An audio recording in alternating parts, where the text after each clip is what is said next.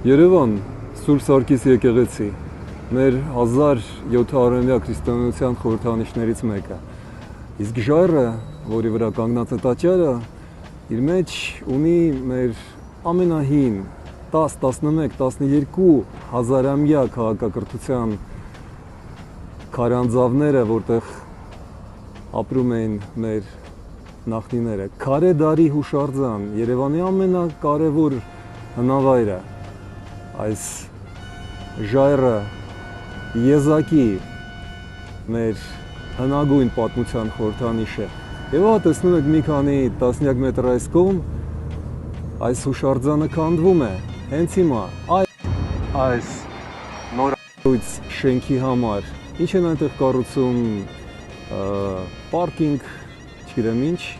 եւ տեսնում եք, օր ցերեկով քանդվում է մեր պատմության ամենահին հուշարձաններից մեկը, որը գտնվում է Երևանի կենտրոնում եւ որի միջալոց կրթության, գիտության, մշակույթի եւ էլ ինչ-որ բանի նախարարության պահպանման ցանկում է եւ դա չի խանգարում նոր օլիգարխներին